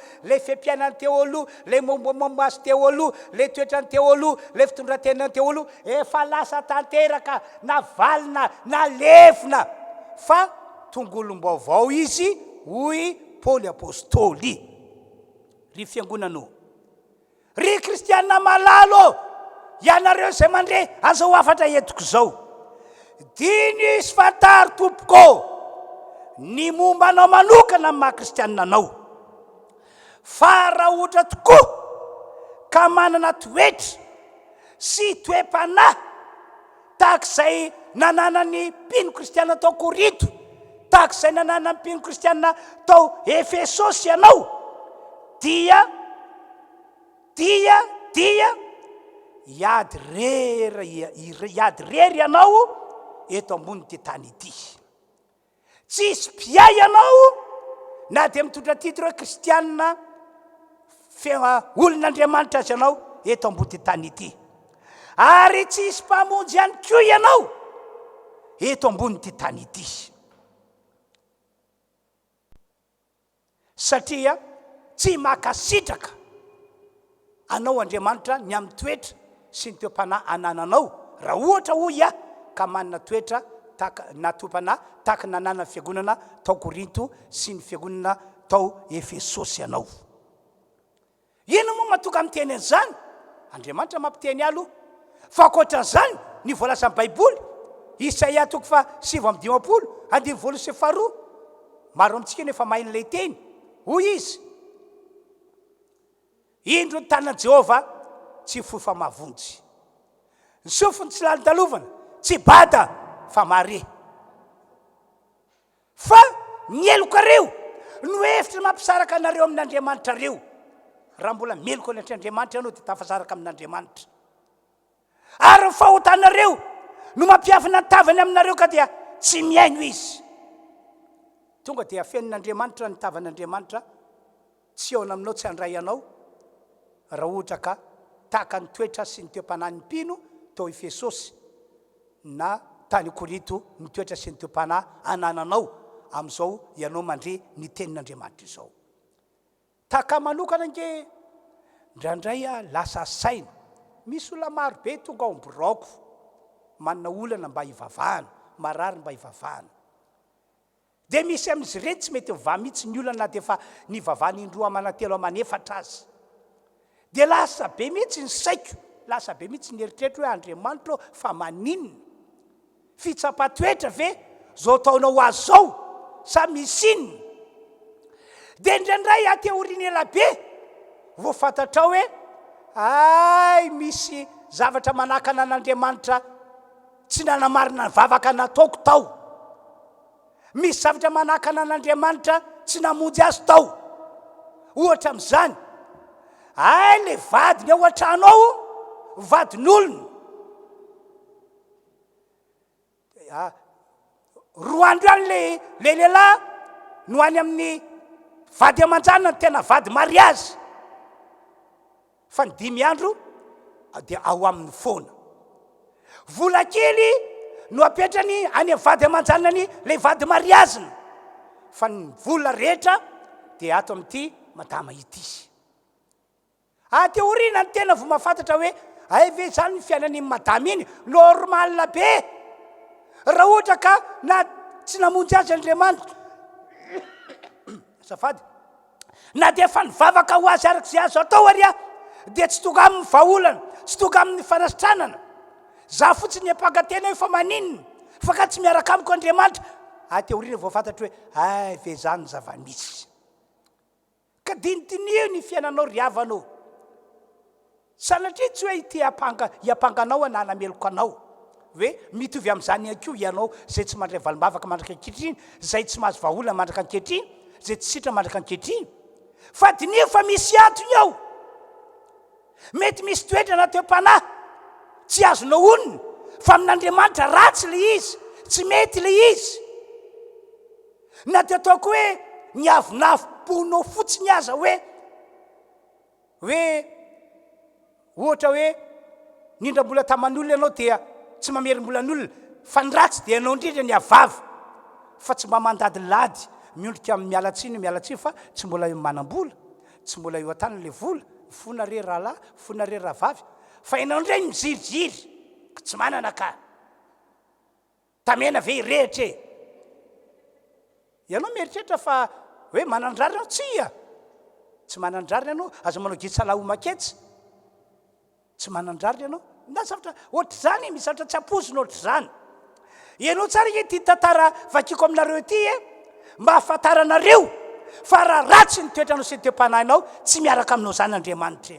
Tsy miaraka aminao zany mihitsy izy. Otavela ianao, otavela ianao, indrindrindrindra manoloana an'izao vaninandro faran'izao zay misy ataka matsiravina ataon'ny devoly. Santionany fisian'io Covid-19 aretin'ny ratsy io, santionany io. Fa ny orinanao tsy haintsika hoe inona ihany koa zavatra mbola mety hitranga, fa otavela ianao. Ho hitaniavanao araka fomba fiteny malagasy ianao, fa ndaoko vakitsika ny voalaza ato amin'ny Josoa Josoa no vakitsika toko fafito, Josoa toko fafito, Josoa toko fafito, dia no tsara eny andiny fa telo amby folo vakina amin'ny anaran'i Jesosy. Hoy Andriamanitra tamin'i Josoa, mitsangana manamasina ny vahoaka kalazao hoe manamasina ny tenanareo mandra-pamaraina, fa izao no lazain'i Jehovah Andriamanitra ny Israely, eo aminao misy zavatra efa voaozina ry Israely eo, ko tsy majany eo alohan'ny fahavalonao ianao mandra-panaisitra reo ny zavatra efa voaozina, tsy hoe eo aminareo intsony. Mazava hoe tsy majany eo alohan'ny fahavalonao ianao mandra-panaisitra reo ny zavatra efa voaozina, tsy hoe eo aminareo intsony. Zany hoe ny fahavalonareo dia tsy alo aminareo mihitsy, ary zao tsy ho avy eo aminareo zany mandra-panesoranareo ny zavatra ratsy eo amin'ny fiainanareo. Enonao zany Josoa, lazao amin'ny zanak'Israely zany teny ambarako zany. Zany ny zava-nisy tamin'ny andro zanak'Israely, ka dia aoko raisitsika zany teny zany ho tsakotsakoana, ho dinidinihana, entinao mamotipototra zava-misy eo amin'ny fiainanao ankehitriny. Fatelo, fa nisan'ny toetra sy toe-panahy ratsy misy amin'ny kristianina maro ihany koa dia ity: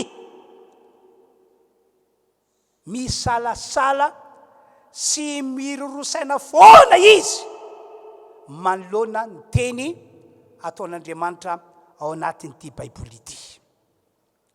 Tsy mety mino, tsy mety matoky zay lazain'ny baiboly zany mihitsy izy. Ny olona sasany aza, kristianina sasany io tenenko dia vita ntsotro zao ny manda an'le teny, tsy makatoa an'le tenin'Andriamanitra.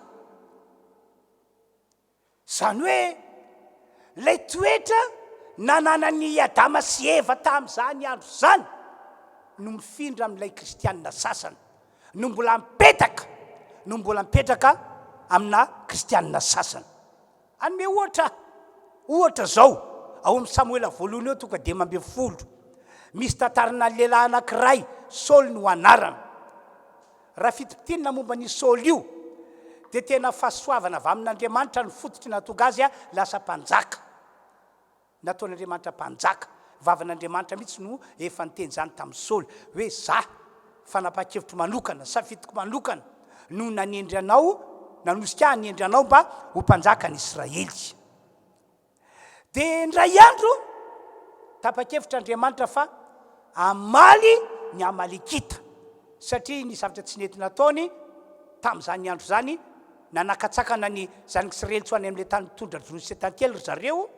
Zany hoe le programan'Andriamanitra mihitsy no gafin'ny Amalekita, dia tsy mety amin'Andriamanitra zany, ka Andriamanitra ve no anaovanao fetsy ataka zany ka mety aminy.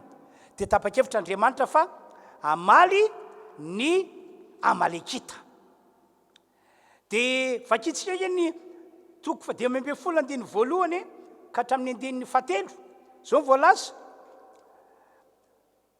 Aro Samuela tamin'ny Saoly, Jehova naniraka anositra anao ho mpanjaka ny Israely olona.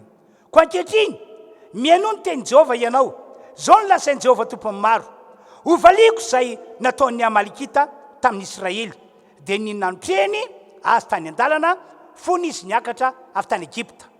Ko mandeha ihany ankehitriny ka mameleza ny amalekita ary aringano izay rehetra mety ho azy, ka zasina miangana fa vonoy avokoa na lahy na vavy, na ankizy madika na zaza minono, na biriky na ondry, na amanosy na rameva. Zay mivoasoratra.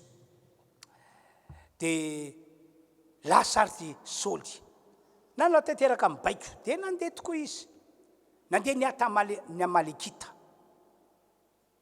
dia novonony izay tokony vonony, naringana izay tokony naringana, novonony ny zaza minono, zaza mambehivavy, ny tanora ny antitra. Fa inona kosa no tena napatesitra n'Andriamanitra tamin'ity lehilahy ity, tamin'izany andro zany? Inona napatesitra azy? Zay tiany ihany no nataony ry havanao, zay tiany ihany, zay nafinaritraritra ny fony, nafinaritraritra ny sainy ihany no nataony. Fa tsy tenin'Andriamanitra rehetra no narano sy nakatoavina. Vokatra ny lavin'Andriamanitra izy. Raha ny voalaza Baiboly moa fa tsy vakiana daholo le tantara fa lava. Dia asa izay nanjo azy tao, fa nisy tamin'ireo ondry amanosy, hita hoe tsaratsara bika, tsaratsara volo, matavitavy, vondrabondraka. Dia zao ny teniny, tsy ho vonoantsika ireo fa ho atokantsika atao fanatra ho an'Andriamanitra. Ary ilay mpanjakalahy Agaga, tsy novonony fa nataony sambelona, dia nentiny tany an-tranony tany. Tsy hay hoe ataony inona fa nentiny tany an-tranony tany. Andriamanitra nefa tsy niteny taminy amin'izany mihitsy. Andriamanitra tsy niteny hoe fa raha zao kosa mahita tsaratsara amin'ireo ondry amanosy nareo dia alaviana atao fanatitra ho aho, mila fanatitra foana mantsy aho. Tsy teny izany Andriamanitra fa 100% amin'ny amalekita sy izay rehetra momba ny amalekita dia mila aringana daholo, mila vonona daholo. Ne izana izy. Fa izay zay tiany Saoly natao, araka le fitentsika ankehitriny hoe zay tiako. Raha amiko nataonao izany, atahoana moa fa samy olombelontsika, zay tiako. Fa raha amin'Andriamanitra no anaovantsika an'izany, mitandrema fa toetra sy toe-panahy ratsy zany, tsy mahafinaritra an'Andriamanitra zany, mahasosotra azy zany, matezitra azy zany, ry havanao, aoko fantatsika fa Andriamanitra dia Andriamanitra tokoa. Zay, aoko fantatsika fa Andriamanitra dia Andriamanitra tokoa. Ahoana ho Paoly apôstôly eny amin'ny boky Galatiana toko 4, andininy 7. Aza mety fitahana ianareo. Fa Andriamanitra tsy azo vazivaziana, fa zay efa afin'olona no jinjainy. Rehefa ratsy ny toetranao, ratsy ny toe-panahinao, dia andray ny valiny ianao, andray ny fijinjana ianao. Zany no tian'Andriamanitra ambara, tia ny Baiboly ambara. Fa ny tena olana dia ty, tena olana lehibe, tsy manaiky mandray olona, tsy manaiky mampiditra olona manana toetra sy toe-panahy ratsy, tahaka ireo voalaza ireo ny tompon'Andriamanitra hoe hitsena azy eny amin'ny raolanitra, na hoe hiditra ao amin'ny fanjakan'Andriamanitra. Hoe ianao ve manana toetra, manana toe-panahy tahaka izay nanana ny mpino kristiana tao Efesosy, na tahaka izay nanana mpino kristiana tao Korito? Na hoe ianao ve manana toetra, manana toe-panahy ratsy tahaka ny Adamasieva, mandatsy ny tenin'Andriamanitra fa zay tianao ihany no atao, tahaka ny Saoly tsy tia halala zay lazain'Andriamanitra fa zay tianao ihany no atao. Ianao ve manana toetra sy toe-panahy tahaka izany? dia ahoana no aneken'Andriamanitra anao fa raha tonga Jesosy dia mahazo miakatra mitsena azy eny amin'irao lanitra ianao. Ny hafa tafakatra fa ianao tavela. Ahoana no aneken'Andriamanitra hoe olona tak'izany mahazo miditra ao fanjakan'Andriamanitra? Tsy efa hainareo ve ny teny nataon'i Jesosy ato amin'ny Matthieu 7 zao ny teny nataon'i Jesosy 9:20. Tsy izay rehetra manao amiko hoe tombokotomboko no hiditra amin'ny fanjakan'ny lanitra, fa izay manao sitrapony raiko izay ny an-danitra. Maro no anao amiko amin'izany andro izany hoe tombokotomboko, tsy efa naminany tamin'ny anaranao va izahay, ary tsy efa namoaka demonia tamin'ny anaranao va izahay, ary tsy efa nanao asa lehibe tamin'ny anaranao va izahay. 9:20. Dia ambarako amin'ny marimarina hoe tsy mba fantatra akory ianareo hatray mialamiko ianareo mpanao meloka. Teny fampiasan'ny olona be dia be io. Rehefa te hitsara ny namana izy, rehefa te teny namana izy, tsy izay rehetra manao tombokotomboka raha vavy nohitra fanjakan'Andriamanitra fa izay manao sitrapony, kanefa izy miteniteny io mitefitefika mihitsy ny vavany. Dia ahoana moa ianao miteny ngainao tafiditra anatin'ny teny nataonao ke zany ianao e? Ka ina moa tiako ambary? Mila manana toetra sy toepanahy tsara isika kristianina amin'izao vaninandro misy antsika izao. Raha tianao tompoko miananantoka hitsenan Jesosy amin'irao lanitra satria tsy ho ela intsony dia ho avy izy. Raha tianao miananantoka fa ho tafiditra ho fanjakan'Andriamanitra ianao ho any amin'ilay fiainana mandrakizay, hamonjy ilay toerana izay efa nomaniny Jesosy ho antsika. Fa ambony izany, raha tianao noraisin'Andriamanitra tanana mandritra fahavelomanao eto ambony tany ety. Tahaka zava-dehibe amiko ny raisin'Andriamanitra tanana. Tsy mahavoavontsy tena. Tsy mahavoavontsy tena. Na dia manoloana fisinjovalana aretina tonga eto Madagasikara zao ary tsy mahavoavontsy tena. Zany mahatonga miaro teny. Voky ny trano, manao kasibosy eny an-dalana raha mandeha tômôbila dia tômôbilika ihany io mitondra gel hydroalcoolique, mitondra alcool ataoko daholo zay firovatenako satria zava-doza ilay aretina. Fa fomba fiasa ihany zany amin'ny maha-olombelona. Fa ny tena inoko hiaro dia ilay Andriamanitra tsy tovy. Milazy fa ianao ry havana tsy milazy ve ianao? Ianao ry fiangonana tsy milazy ve ianao? Milazy ianao e. Tena milazy ianao fa aza manaiky fetsifetseny devoly na fitapitany devoly ianao. Milazy ianao. Tena milazy ianao. Jereo reny olona fatatsika ampiray-tanindrazana amintsika reny, olona manana maizy azy tena mampieritreritra hoe olona tahaka ireny ve rangahy dia mety ho tratrany ty aretiny ity reny ve zany dia tsy manatsaina, tsy manay niaro ny tenany no tratran'ilay valana aretina. Tsy apozina ny atongavan'ilay aretina, tsy apozina fa mila mitandrina foana isika, mila malina foana isika. Fa ny lehibe indrindra mba tonga anao ho tony anam-piadanana dia mila manana toetra sy toepanahy tsara ianao mba ahafahan'Andriamanitra mandray an-tanana anao. Zay ny tena lehibe indrindra, mba ahafahan'Andriamanitra mandray an-tanana anao dia ho tanteraka ny salamo 1:20. Fa na dia misy 1000 sy 1 alina azy lava alohanao dia tsy mahazo anao zany. Andriamanitra andidiny anjeliny hiaro anao ka tsisy arety mandringana anakaiky an'ilainao ho izy. Tompony amindra fo amintsika. Fa maranako ny afatra dia zao, aoka hiova ianao tompoko. Amin'ny maha-olon'Andriamanitra anao maha-kristianina anao, aoka hiova ianao. Na dia misy ary zao confinement zao, tsy afana miara-miangona. Androany ange zao tsy afaka miara-miangona tsika e. Zay atao trano rehetra ihany no manao fiderana eto. Zay atao tanàna fa nitsika rehetra dia any amin'ny tokantrano misy antsika ihany. Na dia misy ary confinement asana dia hivoly. Dia miorena tsara foana ao amin'i Jesosy ianao. Miala foana amin'ireo fahotanao ianao. Aro foana ny fiainanao mba tsy ho voafitiky ny devoly na voataona ny devoly anao tahaka fanao jetilisa na anao tahaka fanao ny olona zao tontolo zao. Ary indrindraindrindra na dia misy ary ny tsy fahafahana mamonjy fiara-miangona dia mivavah mihitsy anao mandoaly dia ao anaty vavaka ataonao dia mibeba ary mitenena hoe iverina fitiavana voalohany ao Andriamanitra ao, iverina fanafoanao irehetra ho anao ao. Zany atao fitombavaka fa mila anao mandeha amin'izany io Andriamanitra io ry havana malala. Asehoy fa ho le fanovonjena ianao ary manana tanjona ny ho any amin'izay misy an Jesosy ao amin'ny fanjakan'Andriamanitra. Aveliko indray moa le tantaran'ny zanaka Israely dia hivavaka tsika marana ny fotoana teto marina ny afatra.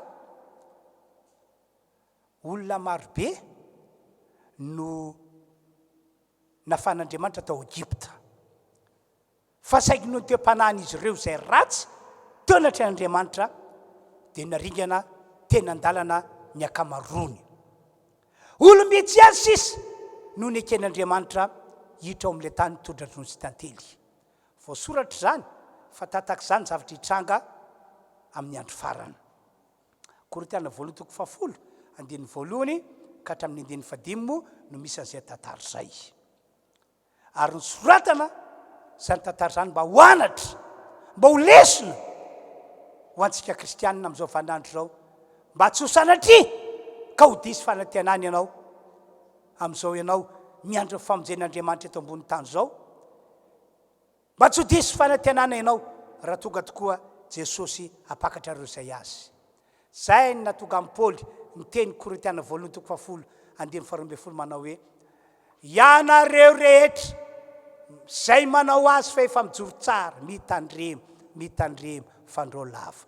Ianareo rehetra zay manao azy fa efa mijoro tsara mitandrema fandrao lava. Ny tera, ny aja ary ny voninahitra ne dia nitotra ho an'Andriamanitra ray sanaka fanahy masina. Andao hivavaka tsika rehetra ho anareo ny tokantrano any moa raha possible aminareo tompoko hoe afaka mandoalika anareo. Eny ahoana moa tsy hafanao fa saminareo mianakavy eo any izy mandoly dia andao hivavaka hisaotra an'Andriamanitra tsika ny amin'izay afatra izay, dia hivavaka ihany koa anamafy ny faloran-teny eo ihany dia mijoroa mba anana toetra sy toem-panahy tsara ianao. Hivavaka tsika tompoko. Ry Tompoandriamanitra io misaotra anao zahay ny amin'izay afatra nampitondrainao ny mpanomponao teo izay. Misaotra anao zahay no ny fahasoavanao lehibe sy ny famindraponao magaga, ka tamin'ny alalan'izay afatra netiny izay no nentinao nanitsy sy nananatra ny fiangonanao, mba tsy ho tahaka ny fiangonana tao Korinto na ho tahaka ny fiangonana tao Efesosy ny toetra sy ny toem-panahiny, mba tsy ho tahaka ny toetrany Abrahama, toetrany Adama sy Eva na toetrany Saoly ny toetra sy ny toem-panahiny. Andriamanitra mananatra anay sy manitsy anay ianao, ka dia ndreto izay manotenao anao ary voniny izay ny hiala amin'ny ratsy rehetra, hiala amin'ny zavatra tsy mahasoa, hiala amin'ny zavatra tsy araka sitraponao. Ry Tompoandriamanitra io tia anay ianao anio ampitso ary mandrakizay eo an-tananao ane izahay amin'ny anaran'i Jesosy misaotra ray malala. Halleluia, halleluia, amen. Zay zany ny afatra nentina ho antsika tamin'ity androandroany ity. Makataka anareo namana mpidera mba ndroso avy hatrany anao hira anankiray aloha dia aoka andray anjara fiderana isika any tokantrano any.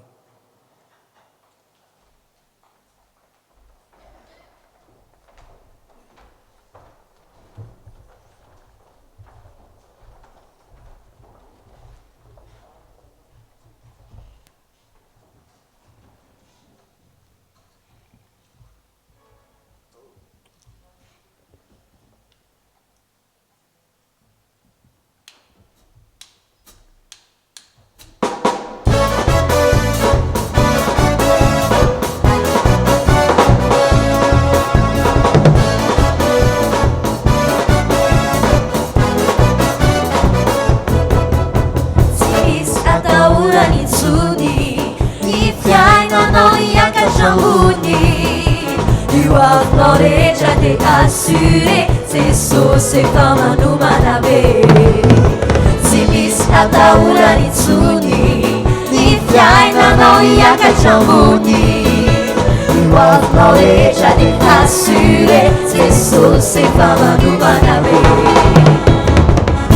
tsy mantsitsony am Jesosy io fa miaraka aminao e tsy mantsitsony am Jesosy io fa miaraka aminao e mifiainako rehetra Jesosy io ampelatananao e mihoaviko rehetra Jesosy io ampelatananao e tsy mantsitsony am Jesosy io fa miaraka aminao e tsy mantsitsony am Jesosy io fa miaraka aminao e mifiainako rehetra Jesosy io ampelatananao e mihoaviko rehetra Jesosy io ampelatananao e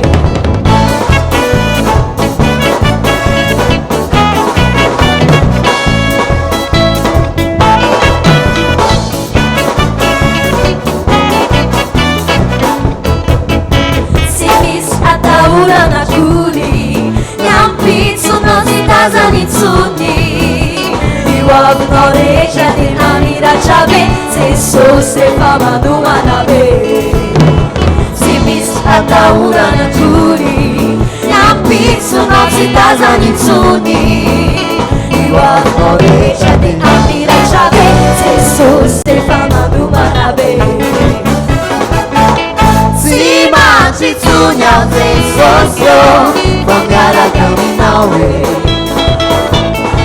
mantsitsony am Jesosy io fa miaraka aminao e mifiainako rehetra Jesosy io ampelatananao e mihoaviko rehetra Jesosy io ampelatananao e tsy mantsitsony am Jesosy io fa miaraka aminao e mantsitsony am Jesosy io fa miaraka aminao e mifiainako rehetra Jesosy io ampelatananao e mihoaviko rehetra Jesosy io ampelatananao e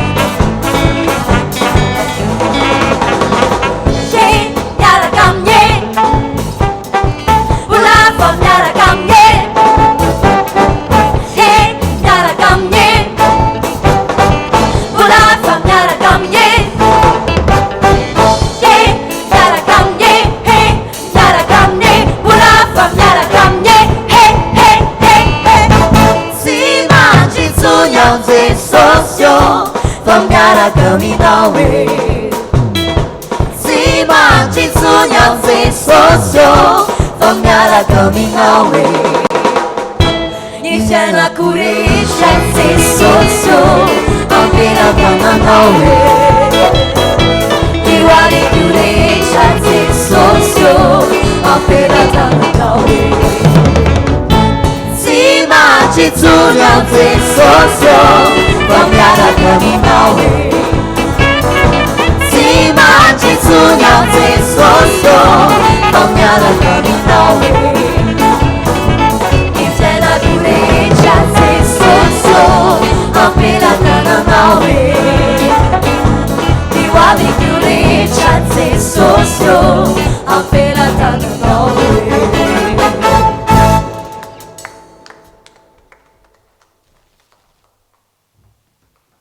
e angatana moa tsika rehetra ny tokantrano ihany mba ho velomintsika ny fitoam-piavana ataontsika mba hiaraka amin'ny rety namantsika reto a hitehaka faran'izay mafy fisaorantsika an'Andriamanitra amen dia amin'izao fotoana izao tsika satria mandeha be any ny fotoana dia andeontsika hanokana fotoana anaovana vavaka ho an'ny firenentsika ho an'ny Madagasikara dia hivavaka ihany koa isika ho an'ny mpitondra malagasy tena mandalo ady Madagasikara mandalo ady ny firenentsika ngamba tsy asiana fanazavana lavabe intsony zany maro amin'ny kristiana nefa nefa nitondra mambavaka any Madagasikara an'izao firenena izao fa raha mbola tsy nahita tena valiny lehibe tena goavatsika na dia tsy mbola tonga nahita an'izany ary dia tsy tokony ho kivy satria tsika mahalala ny voalaza amin'ny baiboly fa ny Andriamantsika Andriamanitra matoky ary Andriamanitra mpamaly vavaka enina dia mifisiany zao zava-misy marika ankehitriny hoe tsy mbola tena mahavita mission loza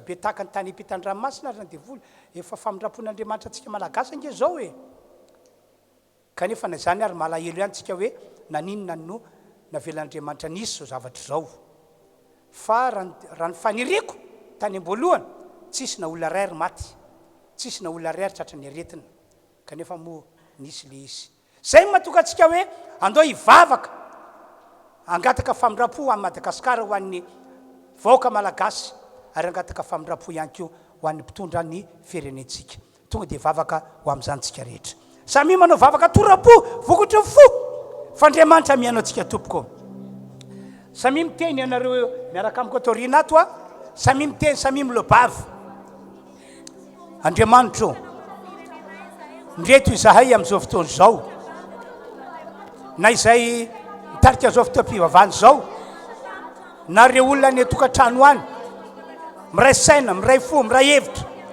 miaraka manao vavaka ho an'ny Madagasikara ho an'ny firenena malagasy ho an'ny mpitondra firenena mamindra fo ianao Andriamanitra mamindra fo ianao Andriamanitra na dia misy zavatra ratsy tsy mahafinaritra anao azy ataonay malagasy dia mamindra fo ianao noho ny amin'i Jesosy zay efa maty teo ambony hazo fijaliana mamindra fo ianao noho ny amin'i Jesosy efa nandatsaka ny rany ho an'ny Madagasikara misaotra anao zay ny amin'ny zavatra efa nitranga sy izay mbola hitranga ary amin'ny alala zao vavaka ataonay izao dia ho resitosika tanteraka ny devoly fototra problema izao miala eto amin'ity firenena misy anay ity miala eto Madagasikara miala amin'ny anaran'i Jesosy Kristy ary ho afabaraka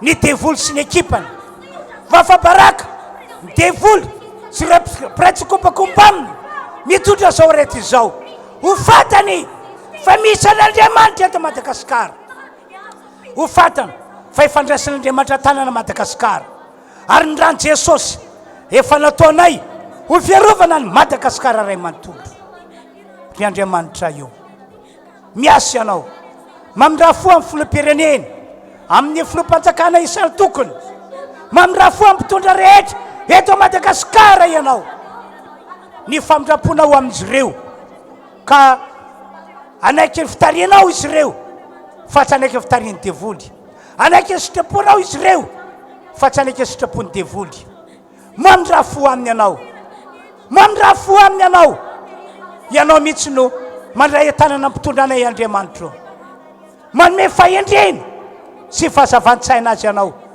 ka ho resitosika ny devoly tondra zao retina coronavirus zao tsy eto amin'ity firenena malagasy misy anay ity misaotra ry Andriamanitra io misaotra amin'ny anaran'i Jesosy misaotra amin'ny anaran'i Jesosy halleluia halleluia amen zay zany moa no afatra nentina ho antsika tamin'ity androandroany ity zay le fotoam-pivavahana no tanterantsika tompoko miorena tsara amin'i Jesosy ianareo ary ho anareo zay matsapa tena hoe manana didy manandraikitra amin'izao fiangonana zao dia efa foana ny adidinao ny andraikitrao na dia misy ary ny confinement tsy ahafahana miara-miangona mpino kristiana anao zany no ny fanantanteranao ny adidinao ny andraikitrao amin'ny maha-olo-mpiangonana anao no ahafantaran'Andriamanitra hoe tena tianao Andriamanitra tianao ny fiangonanao tianao ny asan'Andriamanitra ka na dia tsy afaka mamonjy fiaraha-miangona ary ianao dia toy ny fiainana hatramin'izay manompan'Andriamanitra foana ny fiainanao ataoko fa mazava amintsika rehetra zany fampaherezana fanentanana ataoko ho antsika tsiraiavy zany zay zany tompoko fotoanantsika androany a ka dia marana fotoam-pivavahana isika samotain'Andriamanitra dia mezamo raha ohatra ka misy namantsika tsy naraka ny fandarana zay nataontsika androany a dia mba partageo any amin'ny namantsika rehetra partageo mba ahita iankoisika mba naraka fotoam-pivavahana dia tsy voaterany direct azy zay zany tompoko ny filazana fa dia andeontsika anao hira anankiray a amaranana fotoana dia vetsay dia hivavaka saotra n'Andriamanitra isika mahery iza tompoko.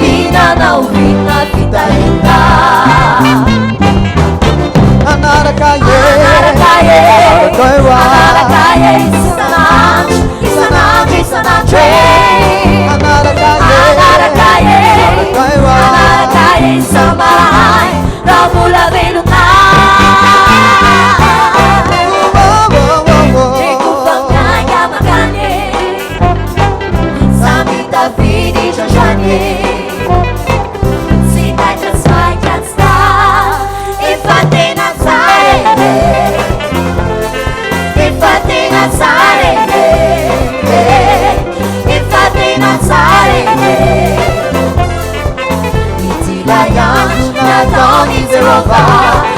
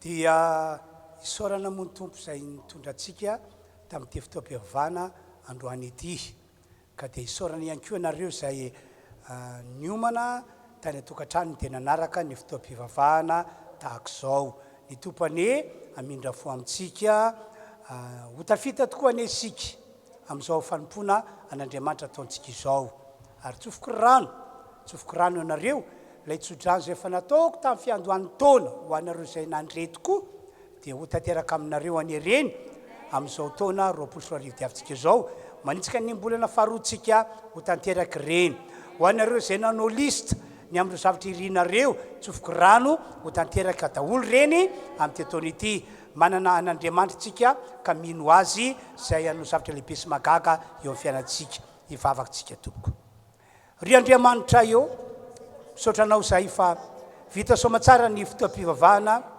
izay nitondranao anay tamin'ity androany ity apetraka ampialatanao Andriamanitra tsy to ny fiainanay amin'ity androany ity ianao no mitantana ianao no mivimbona ianao no miaraka aminay ianao momba anay ary ianao no matateraka sitraponao aminay rehetra dia ny fiangonana kristianina rehetra ary amin'izao famaranana izao dia mitsodrano eo anatrehanao Andriamanitra ho an'ny fiangonana ny fahasoavanao ny tananao mahery ny sandronao magaga zany rehetra zany ny ho amin'izao fiangonana ny antsonao anay izao ka azo dera sy voninahitra amin'ny alalan'ny fisinay ianao ry tompoandriamanitra tsy to amin'ny anaran'i Jesosy amen zay zany tofoka dia farana ny fotoanantsika tsy hita hoe mirava moa fa tsisy olona tonga atao am-piangonana fa dia nareo ny tokantrano ihany fa ho tokantranonareo rahateo ianareo samy tain'Andriamanitra tompoko